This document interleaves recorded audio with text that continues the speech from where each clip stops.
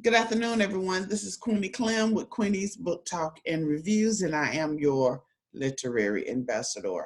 And today we have Sheryl Grace on my channel today. Sheryl is a contemporary fiction author and award-winning radio host of an internet radio show called The Author's Lounge.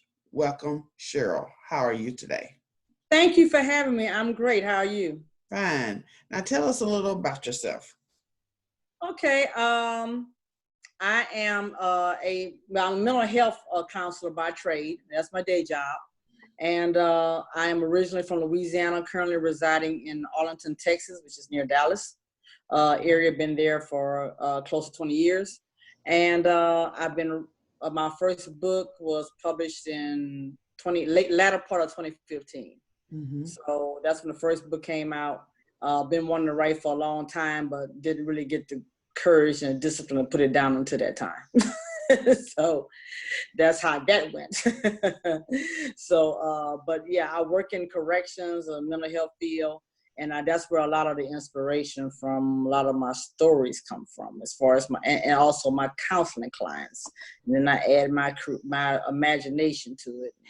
That's how you go. Okay. Now, how many books have you written? I've only written 2. I'm working on a 3rd, and got about 2 others in my head I got to get cracking down on. Now, let's talk about your books. Yes, ma'am.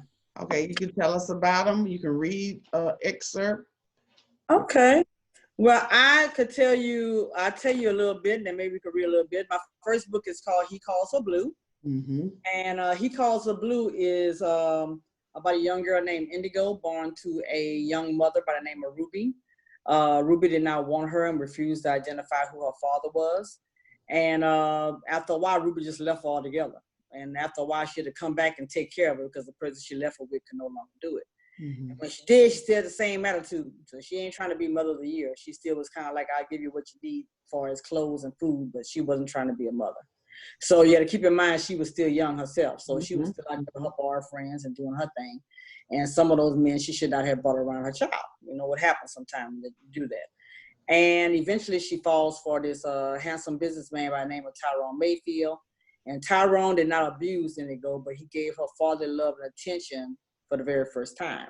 But the thing about it is Tyrone was successful as a businessman. He dealt with legal and illegal businesses. He decided he wanted Indigo to be his personal protege. So that's when the story gets down into some loud twists and turns and underground, with her having to do a lot of things she didn't want to do, but she loved him because of how he treated her. And then my second book is called King, Duke, and Prince. Mm-hmm. King, Duke, and Prince is about 3 half-brothers, same father, 3 different mothers. The father was not in their life because he was in prison. But what they don't realize is that the father got out of prison early, and he has rebranded himself as a best-selling author and motivational speaker. So that's what I'm doing with that one. So this book delves a little bit into men emotions a lot more. Yes. It talks about how each one their mothers, what kind of impact the mothers had. Each one of their mothers had their own different methods. And then each one of the brothers had their own different methods that they dealt with not having a father in their life. So it kind of delves into men emotions a little bit more on this one. This one is going to be a series. Everybody's begging me for I'm sorry about that. Okay, it's begging me for the series to be the sequel to this one. And I'm currently kind of working on that too, because I go into a lot of darker places on this one. A lot of criminal activity and underground stuff goes on in this book. Okay. Yeah. What is the Author's Lounge? The Author's Lounge is an award-winning radio show. It's on the internet. It is on the station called Fishbowl Radio Network. Fishbowl Radio Network has been in operation for 10 years. It was founded by a young lady that also has a long history of being in radio, and she has a long, extensive career in radio. And she started this radio station 10 years ago when internet radio wasn't really a thing. Mm-hmm. And she stepped out as just on faith, saying, I know this is coming. And she decided she wanted to have a personality radio station. I don't know why I'm getting all these calls. Okay, personality radio station, which means that she wanted to have a whole lot of different shows carrying a whole lot of different areas. So she got a lot of ministers doing their shows. She has music shows. She has a show on people that are marriage shows. She has a variety of shows, a lot of good shows. Most of them are faith-based. That was her first, I think, thing that reached out. But now she has a large following because she has shows. She has one guy that does an 80s show just on 80s music. She has somebody that does a policeman show. She has someone that does a sports show. So she has a lot of variety of shows on there. And at the time that I was a guest on a show, Queen Sylvia's show, which is one of her top rated shows. And Queen Sylvia, she's an adult comedian, and she also likes to provide a platform for anybody that's doing any type of entertainment. But her main focus was entertainment. And she would have authors on there occasionally. And I was on one of the ones she had on her show. And afterwards, she recommended that I do a show just for authors. It wasn't something that I originally planned, but that's what happened. So I've done the show since 2017, I think, and we've won 3 awards. 2 awards from the station. They have a grand award ceremony every year. So at that time I had a co-host. So I had we hosted the duo show of the year. We won that 2 years in a row, and we also I don't know if you're familiar with Ella Curry. She gave us an award as well for her Black Pearls of Excellence Awards for what we were doing to help Black authors. Well, congratulations. Wow. Thank you. Okay, now tell us about the SURA. Sura. Sura Literary Magazine. Yes, yes. Sura is Literary Life Magazine. It debuted last month. It's going to be a quarterly publication. National best-selling author Brian W. Smith, who's one of my mentors, he graces the cover of the inaugural issue. And that again was just something the Lord gave me. That wasn't one of my plans, but it kept saying to do it, and I thought about it, and I was like, that might be a good welcome thing to do with aside along with the radio show. So I was like, okay, let me try this. And I didn't know nothing about a magazine, so I had to Google. I had to talk to some people. I had to do a whole lot of stuff to kind of get this thing on the way. But I did get it out in last month, and it's going to be a quarterly publication. Mainly what I'm trying to do, Queenie, with that is give some exposure to authors, just like you are doing and providing me with this opportunity that I so, appreciate you for doing. And I want to also just let this be people, if it's a poet, if it's a, book reviews. We got some ladies going to be doing book reviews for me. We're going to have poetry issues, people doing stuff. I'm going to spotlight. I have in my inaugural issue a screenwriter. She's going to be talking about how to turn books into film. And so she's in the inaugural issue as well. And so I've had a ghostwriter. So those are the 3 people that I'm spotlighting this particular issue. Brian W. Smith, and also a ghostwriter, and also a screenwriter. They're telling you a little bit about their tidbits. So of how to do that. So the feedback has been great so far. The premier issue is only 12 pages. I hope to, of course, expand it with the coming issues, but I want to just kind of give a preview to give people an idea of what it was I was trying to do, because I want to spotlight all creatives. It's going to be, of course, especially toward authors mainly, but I want to give all creatives a chance. So poets, actors, screenwriters, filmmakers, publishers, all those type of people, I would be spotlighting as a part of the Sheryl Literary Life magazine. And I would like to extend the opportunity to you, because I would love to do something on you to spotlight what you are doing to Wow. So I would definitely be contacting you about what you want to talk about what you are doing, because I would love to have you featured as well. Okay, thank you. Would you like to read an excerpt or a little tidbit of one of your books? Yes, I would love to. Let me see. I'm gonna read it from my latter one, which is King, Duke, and Prince, and I'm gonna set that up for y'all, because what it is, one of my characters named King. King's situation is that he likes to get a woman that could pay for his lifestyle. That's basically what he does. He doesn't work steadily.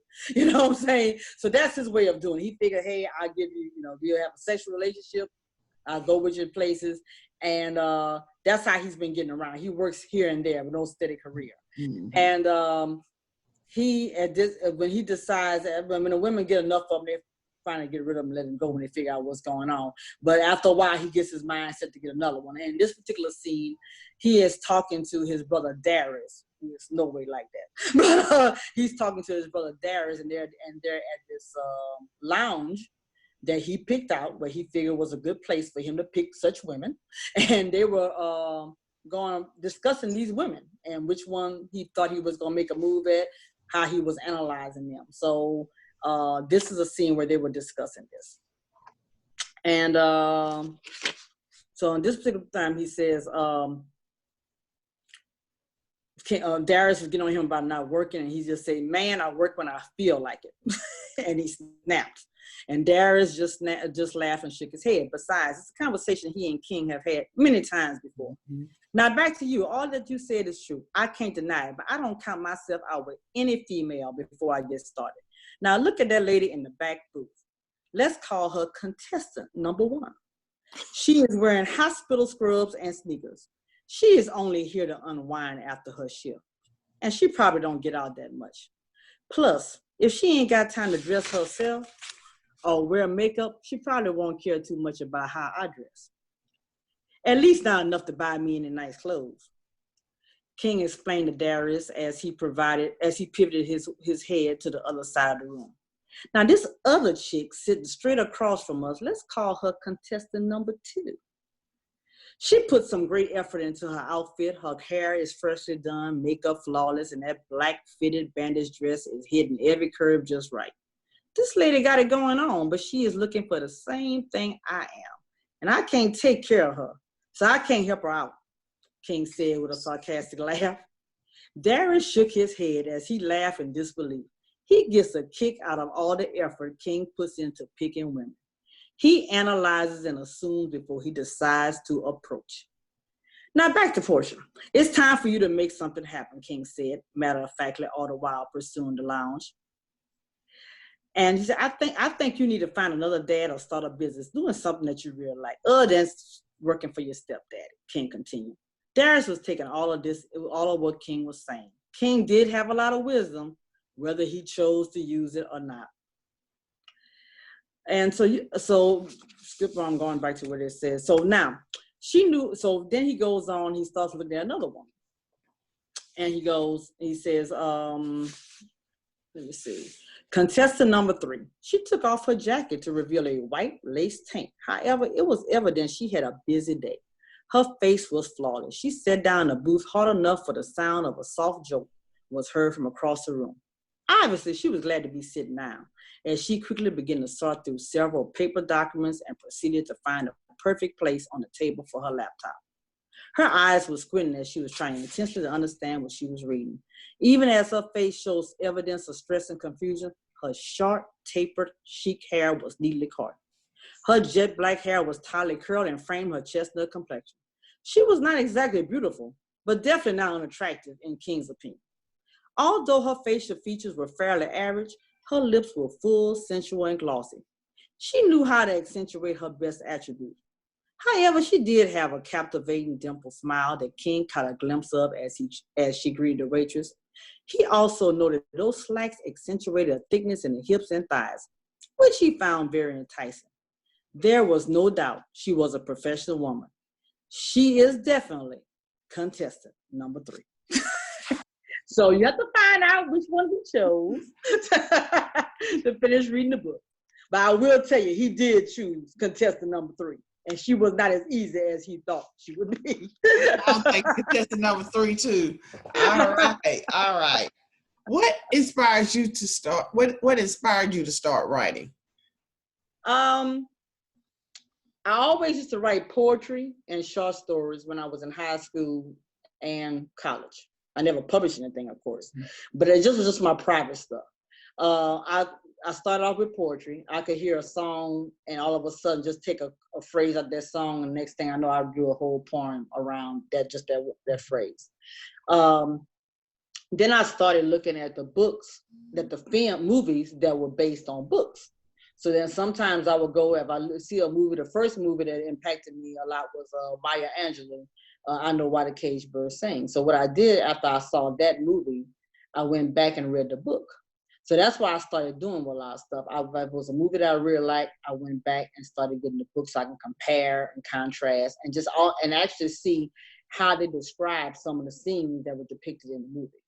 You know, so I can kind of get a good idea. So I had an interest back then. I just would always like write poetry. I always saw myself eventually writing, but every year I would say I would write, but I just never did, you know? And so I ended up just talking to someone that was an author's coach. And I encourage anybody to do that. If you need to get a writing coach, I didn't get one for the second book, because by that time I kind of had a good idea of the process, but I did get one for my initial book.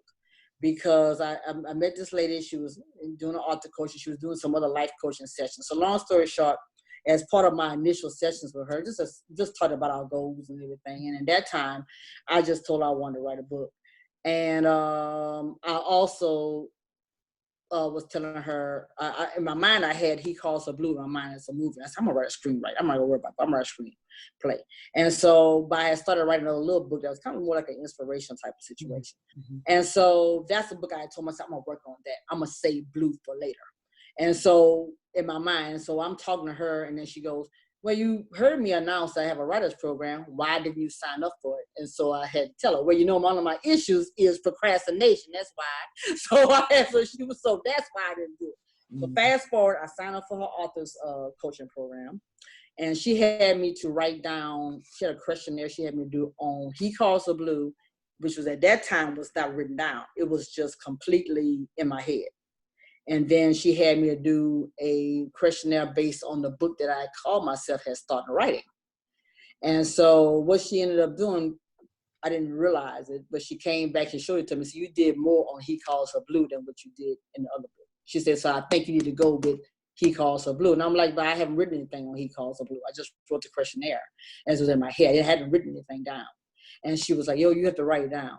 And that was the hardest thing, to get those first couple of chapters down, because it was just unlike anything I ever really tried to do, you know, other than writing a little short story here and there, or essay. So, but she got me through that process of doing that. So I encourage anybody that if you need someone to kickstart you, you know, you might want to invest in an author's coach. Now, by the time King, Duke, and Prince came around, I didn't do that. I kind of just used the tools that she had given me to go on and write that particular book. What is the most difficult part about writing for you? Disciplining myself to sit down and do it, because I have so many other things I have on my mind. And for me to write, I have to really set aside time and say, okay, I'm going to crank out, you know, a couple of chapters today. I'm gonna start this book today. You know, I could do the outline. I have an outline done now for another book, but I haven't written out one sentence of it yet. But finding time to sit down and put myself down and say, okay, I'm gonna sit down today on my computer and crank this scene out. Once I get in the zone with no distractions, I could do it I'm good for a few hours. But just getting to that point without thinking about, okay, I got to go do this. Okay, I got to go run this errand. Okay, I got to do this. That's the distractions is what I have a problem sometimes disciplining myself with. Now, when I had my author's coach, she made me scheduled myself to write. She had me writing all weekends. She had me writing 8 hours Saturday, 8 hours Sunday. And I would sit in my guest room in my house and sit down Saturdays and Sundays and write like that. That's the way she had me doing. And but she had me producing 2 chapters for her to review a week. Start off with 1. After that, she cranked it up to 2. Man, that was more than a notion, but it got done. Wow. What audience are your books intended for? Honestly, I think my books could, I'm going to say any adults, honestly, because I've had women and men that both have read my books and enjoy my books. Of course, I'm mostly around women, so most of them are my purchasers, but my men and women both have read my books and enjoyed my books. The King, Duke, and Prince book, I will say, that scene that I read to you, that whole chapter, I had them, because that whole chapter was their dialogue. Mm-hmm. So I actually had some coworkers of mine that was kind of in that age group, these guys in their 20s. I had them to actually, I had like, I don't know, several guys at my job, because I work in corrections. So I had the officers as well as doctors, hey, read this chapter, tell me what you think. Am I on point? Because I wanted to make sure I had an accurate depiction of it.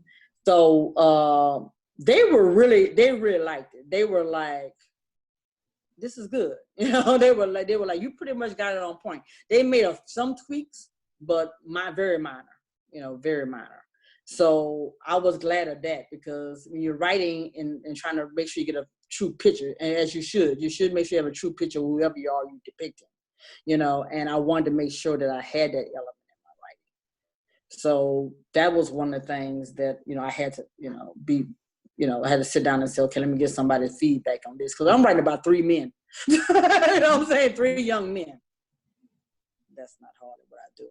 So men have enjoyed both He Calls Her Blue, because He Calls Her Blue, a lot of people assume by the title it's a romance, but it's not. So a lot of men like it because it gets into that criminal activity. So they like that part. Mm-hmm. And then by the King, Duke, and Prince get into the men emotion, a lot of them like that. So any adult, I had some parents that their teenagers read their books, but that's on them. Because I said, hey, they got some, I'm not like Zane or anything. I'm not writing erotica, but there is some adult, mm-hmm. sexual themes in there, and so, but they were like, okay, no, she reads everything.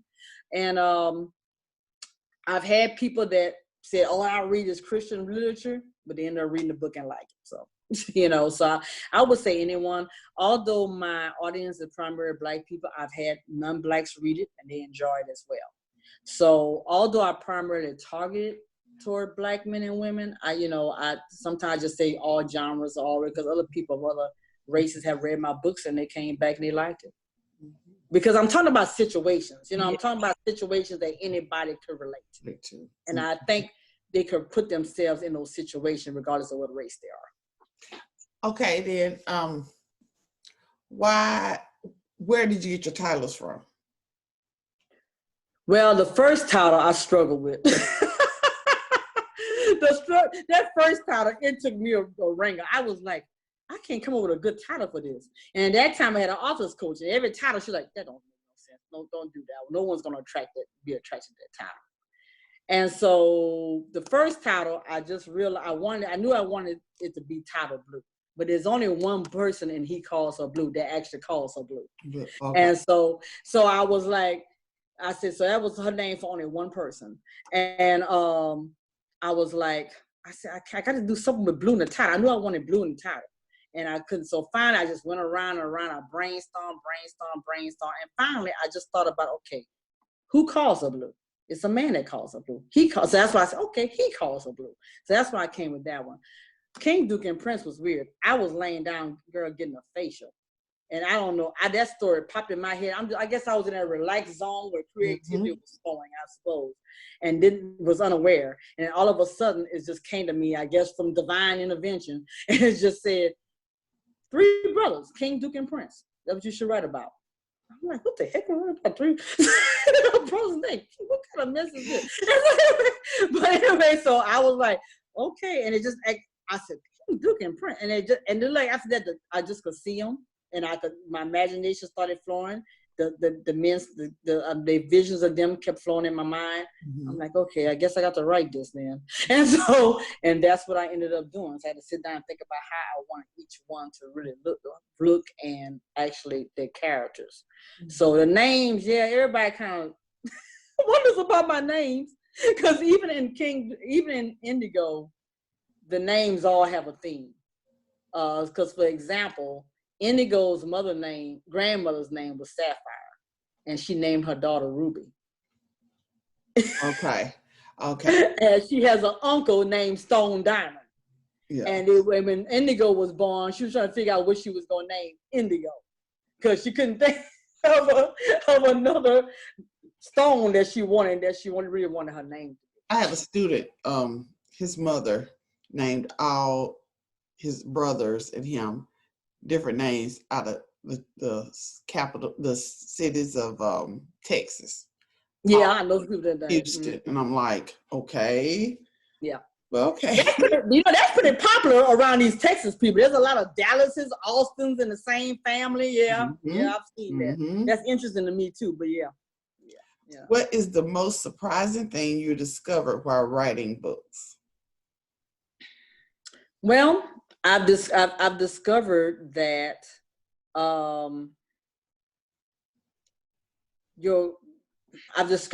your book, the way you outline it in your mind initially before you start writing it, your characters take over if you allow them to.